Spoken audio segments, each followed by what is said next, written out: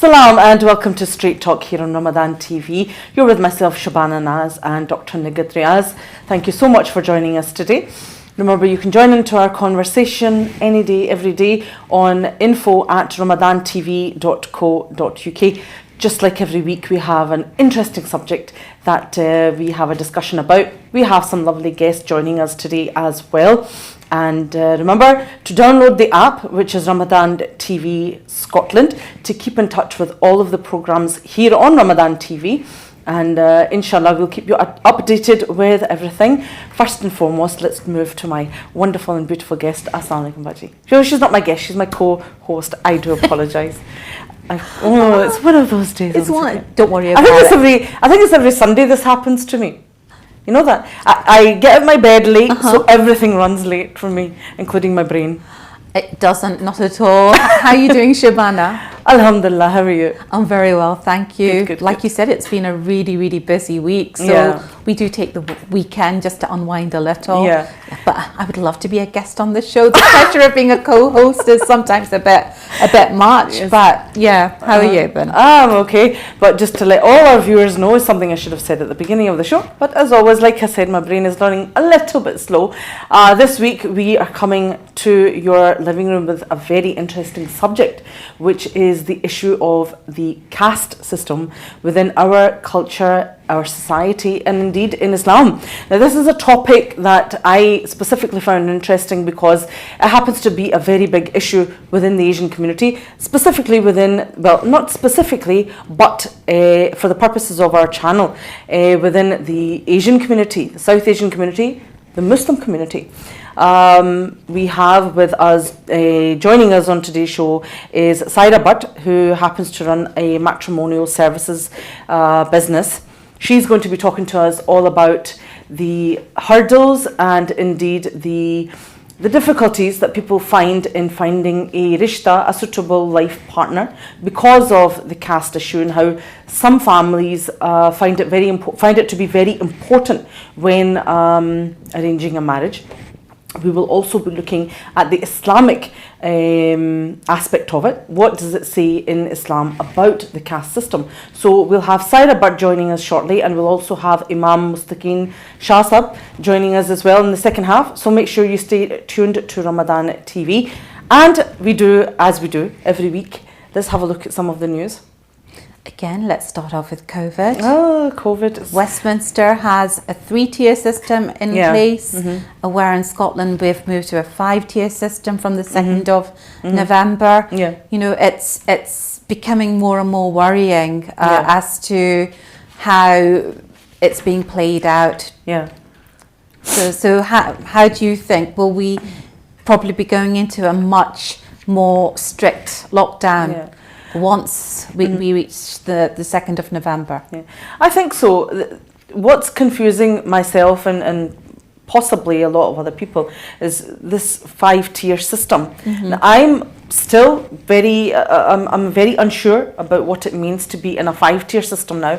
I know throughout England there have been steps taken, and there's now, you know, city by city that's being, you know, going under lockdown, or, you know, there's more stricter rules being put in place. Now, what that means or how it's going to be replicated in Scotland, I'm still not sure about, especially the 5-tier system. This is something that hopefully we'll be able to get some more information about as time goes on. But you know, it's unfortunate that Scotland is now facing such an increase in the unfortunate deaths of people who have, you know, contracted COVID. I think we were speaking earlier before this program was very much the fact that people that we know in our personal circles who are now dying from COVID.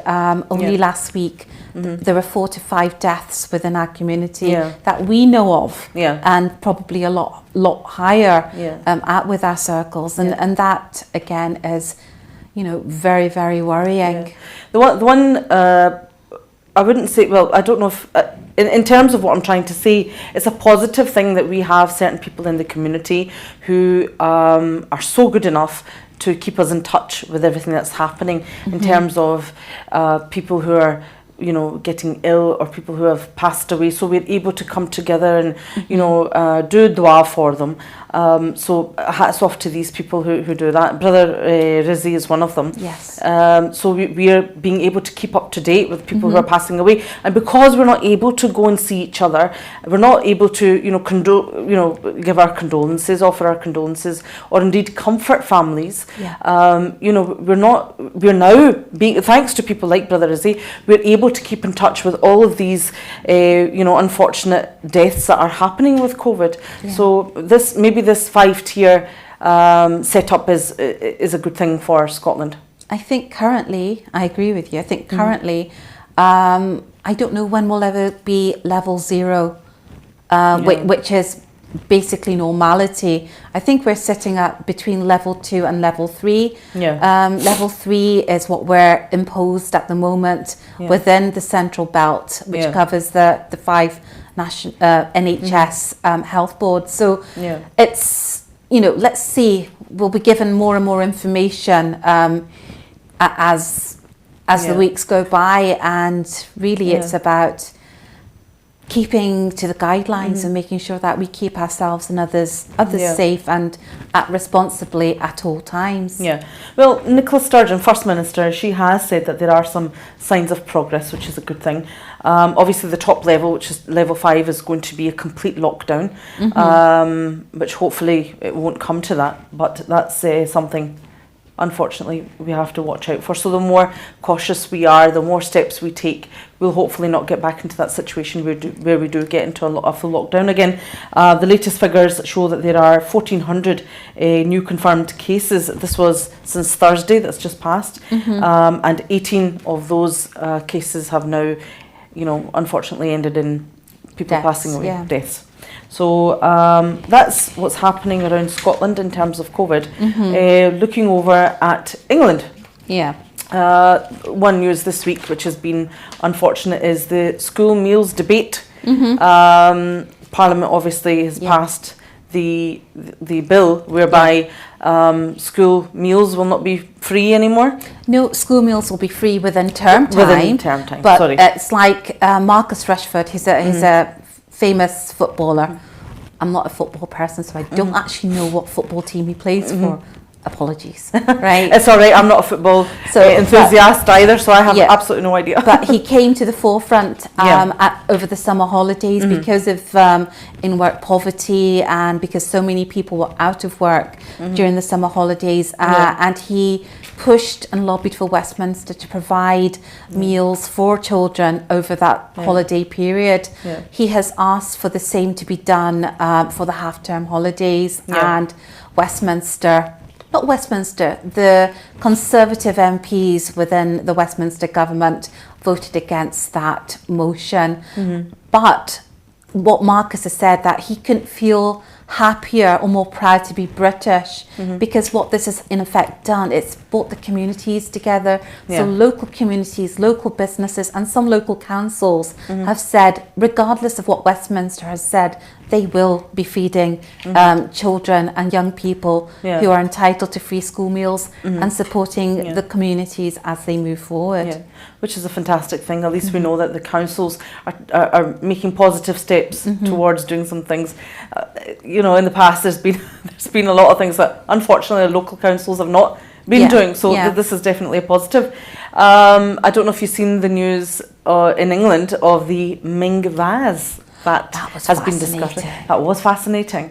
For a lot of people who don't really, know much about it, it's within Chinese culture. There are a lot of sort of very old porcelain vases, if I can put this correctly, that are worth a lot of money. I think there's a lot of cultural stroke, maybe even religious value to them.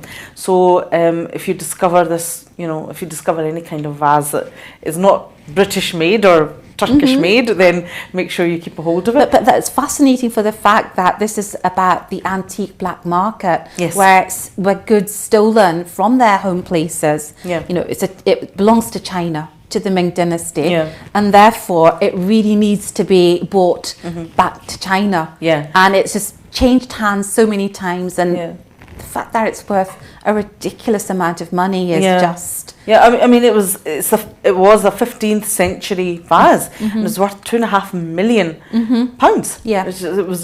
Which was astonishing. Yeah. So whoever's found it, you know, he's probably kicking himself because he hadn't sold it on. But apparently it was criminals. It was black market criminals. Yeah. So it was discovered during a raid. Yeah. So a police raid. Yeah. So so that was interesting. But this was. I did say it was England. It wasn't. It Charlton? it was from Switzerland. This happened. Oh goodness! And you don't find a lot of illegal activities happening in Switzerland, so that was interesting. Probably because they think that they're above the law, so there's more nefarious things that go unnoticed behind the scenes. So The other thing that was, if we go over the river again, Pakistan. What's happening there this week? They are set to launch their own version of Netflix, which is interesting. There are a lot of our viewers that are Netflix fans. I know my family, absolutely every single person watches programs on Netflix. I jumped into that pool as well just last week when I was watching a box series on Netflix. Do you want to share which one? Was it Pakistani drama? What was it? Tell me. It was called On My Block. It was interesting, but at the same time, basically, it was all around the lives of these young teenagers who were living in a rough area in America and how they were coping with all of it and where their lives eventually go. So it was interesting, but what's interested me is Pakistan launching their own version of it. The fact that there's that much content in Pakistan to do that, to me, is surprising, because we don't hear so much about the Pakistani entertainment industry as much as in comparison to other countries, Britain, America, even India. So you know, this will be interesting, I think, because you'll get to see a lot more variety of what people are capable of. Well, it would reinvent the Pakistani creative and entertainment industry for one, but there's also that scope to show much more international dramas in Pakistan. But again, how controlled will it be if we have this kind of surveillance over apps like TikTok being taken off the market? How much oversight will the Pakistani government have over this new series? So that'll be interesting. Yeah, well, it's PEMRA, which is the governing body in terms of entertainment in Pakistan. So PEMRA is the one who's going to be laying out the guidelines for it. So I think it'll be very much controlled in terms of, you know, what they produce and what they're putting out there, which is a good thing. But I welcome that. I think that's definitely a good thing. But and also all around the world, once again, let's look at what's happening in Dubai. It's not very interesting as far as I'm concerned. Have you ever been to Dubai? I haven't, apart from stopovers, but my children absolutely love it. Oh, I'm not a fan. It's Dubai too concrete, it's too man-made. I like places with history, you know, so really you can't tempt me to go and see a concrete jungle and go wow, and go to overpriced restaurants and just have the Instagram shots. To me, it's just it's beyond fake. 100%. But anyway, they've always been very proud of their achievements in terms of their build-up of the desert. Basically.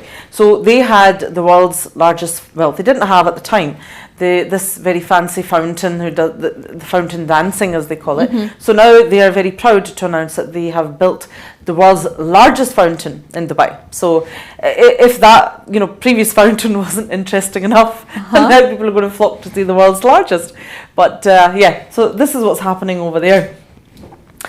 So I think it's time to move to our first guest. And as I had mentioned before, the topic today is all about the caste system within the Asian community, South Asian community, and in specific the Muslim community. Our first guest is Saira Butt, and she runs a matrimonial services company called Muslim Match. She's based in Motherwell here in Scotland, and she's been doing it for the past 14 years. So I'm sure she has plenty of stories that she can share with us and plenty of insight to the issues that she faces in terms of when she's trying to put, you know, people together. So let's move over to Saira. How are you? I'm good, alhamdulillah. How are you? Not too bad. Thank you for joining us today. Saira, I was going to say thank you again. Thank you for joining us. But my first question is how do you personally find the caste system? How important is it in the day-to-day lives of the Muslim South Asian community here in Scotland? There has been cases where they say it has to be the same caste because the background, culture, etc. is similar. But these days now, I would say over the past couple of years, things have changed and families are more open-minded. So how do people, when the families come to you and they ask about, for you to introduce them to other families, we've been talking on our show quite a lot about checklists. How high is being from the same caste on that checklist? It has been quite high. Say, for example, a Rhine caste, they're all thinking because they belong to a specific area in Pakistan, majority of them like Faisalabad, so they all think their background and the culture is exactly the same, and they think somehow they will be related, and it's easier for them to do the background check or find out more about the family, etc. Whereas if they're going into a different family, it's difficult for them to find out anything about the family or the person they're looking at as well.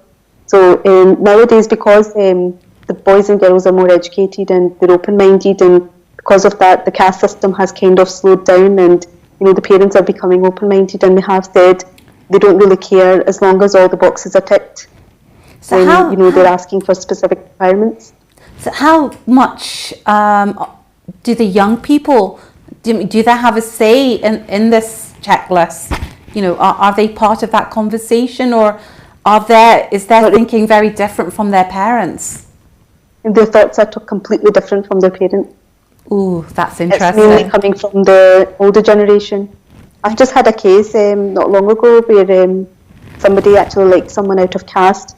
The families met, everything was going well, and it was just the boys' side. They actually said no because they wanted somebody from their own caste, because it was a grandfather that was involved.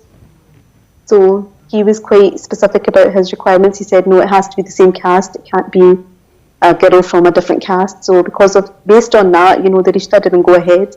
And the couple are actually disappointed. But the boy can't stand his grounds. He can't say anything, unfortunately. So see, when people come to you and they obviously give you a checklist of the things that they're looking for their child, in terms of, what they're looking for, this age, that, do you feel, when you're matching people together, and, do you feel there is a similarity in terms of the checklist, or in terms of, what they are, how, maybe the background that they are, or do they come from the similar regions? Like you're talking about the Rai caste, and most of them kind of come from the same regions in Pakistan. Got to put my hands up, I'm a Rai. We've got to watch what we say about our eyes. No problem. And I'm not one, so. But do you actually feel that there is a similarity? Sorry to say, that's one of the main popular castes I'm dealing with at the moment. So that's why I had mentioned that as an example.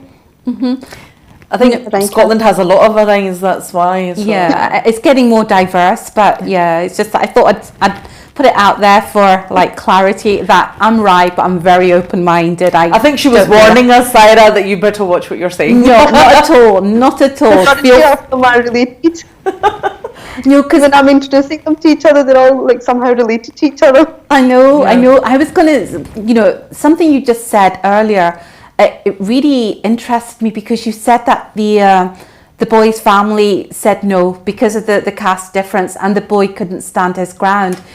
One thing I wanted to ask was what was it, because of the age of the young of the young person, or was it because he wasn't financially secure that he couldn't stand his ground? Would you know the kind of reasoning that went on behind him stepping back from pursuing that relationship? He is quite young. Yeah, he is quite young, and because he couldn't really say anything to the elders, as the elders were all involved. So he said he wants to keep the elders happy. Okay. So see, when you speak to these youngsters or the ones that are looking to, obviously, the ones that are going to get married, do they even know what it is that makes their caste, well, their choice of partner being of the same caste so important? Do they even know? I think the parents do discuss it with them before they start searching. And majority of times, even now, when, like the youngsters are getting registered, they sign up for the service, what they do is they say, we prefer the same caste, but we're still open-minded, open to others. So the first preference is the same caste before they look into others. So what happens if it's not the same caste? What happens then? The same caste. As long as the rest of the requirements are matching, I can show them the profile, and if they like it, they like the girl, or if it's the other way around, then they do have a meeting to see how it goes. So here's a question for you. How rebellious are children these days? Because I do know personally that there are a lot of families that are still very adamant to have rishte done within their own caste. But how rebellious are you finding the ones that are getting the rishte done? Are they quite rebellious now? Are they quite adamant now? Yeah, I would say about 70% of them are quite rebellious now. Whereas before it was always the same case. No, my mum said has to be the same caste, or my dad said it has to be the same caste, and now I don't have to face that problem anymore. Now they're kind of open, and they say we don't care what caste they are, as long as they're Sunni Muslims, and that's it. As long as the person's educated, they read their 5 times namaz, that's all they're concerned with. And then they manage to see, when I'm dealing with the youngsters, they actually then convince their parents when they see a profile, and if they're happy with it, then they convince their parents. So I leave it to them to deal with. I don't have to deal with the parents directly at that point.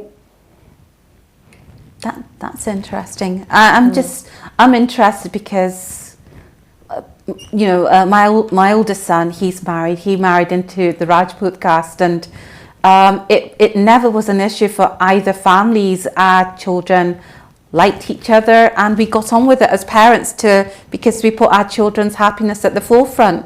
So I do find it quite surprising that in this day and age that we're still following a system that my parents did when back in the 80s. So obviously people want to hold on to traditions, but some of these traditions can be quite detrimental. Yeah. What are your thoughts, Shabana? No, 100% I agree. Surely, Sarah, you may have come across some other issues like, okay, the caste system, this is a bit off the chart to what we're talking about at the moment. But, out with the caste issue, do you find that then parents who are very adamant that, we want someone within our caste, but the child, forces them to accept someone who's not within the caste. Do you think parents then put their foot down on other issues just to compensate for maybe their ego, if that's the right word?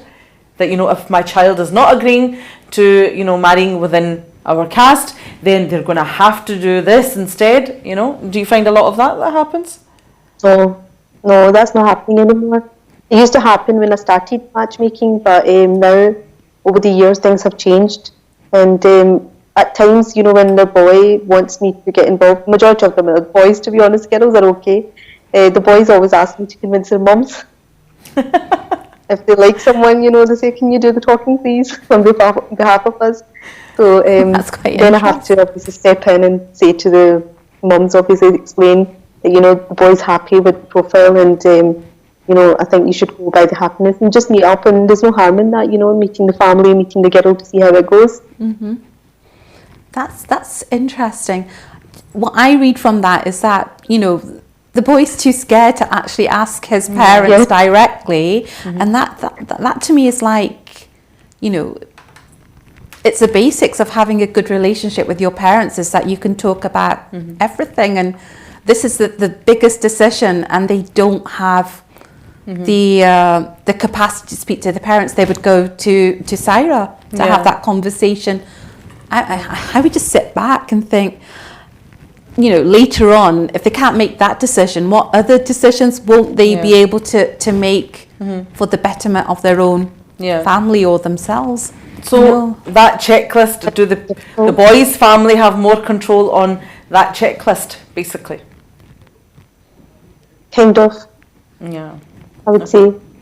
See, the girls' moms, they're more open-minded, you know, they're friendly as well, you know, the way they come across. And it's the boys' moms, like, there's one client, I would say, like, he had registered himself, but then I asked for his mum's number because he's under 30. So I said most of the girls' moms would prefer speaking to the parents. Yeah. So he did give me his mum's number. He did explain to her that he signed up with our company, with a service now, and he would like her to be involved. But every time someone approaches the mum, she says, "Oh, my son's dealing with this, so contact him. You know, I don't have anything to do with it." So she's not given a very good impression to people. And then obviously I spoke to the boy as well, and I said, "You need to explain to your mum that when the families are contacting your mum, they're looking for some sort of interest, and your mum's actually given them that impression that, you know, she's not interested straight away as soon as she's contacted." And the boy said, "Is there any chance I can speak to the girls' mums?" And I thought, you know, that's difficult. That is actually Because quite. showing an interest. You would think that, you know, parents would want to be involved and at the forefront of, you know, especially when there's a matchmaker involved in that. You know, obviously it goes through these official channels, so you would think that, you know, especially the mothers, they would want to be more involved. I think some of them actually have someone in mind, and, you know, when the boys say, "No, we're going to try ourselves and find someone that we want to settle down with," then I think things do clash amongst the families. Yeah, but And that's when the people don't want to. Saira, thank you so much. Unfortunately, Thank we have to stop there with yourself. But thank you so much for taking time out to join us and giving us that very interesting insight. Yeah, it was really good to speak to you, Saira. Thank Thank you. Into you too. Thank you. Thank you, Peter. That was Saira Butt from Muslim Match. She was giving us some very interesting insight to the caste system and how it's affecting our community these days. We'll be back on the other side of this with another interesting guest, and we'll be continuing this conversation. So stay with us. We'll see you shortly.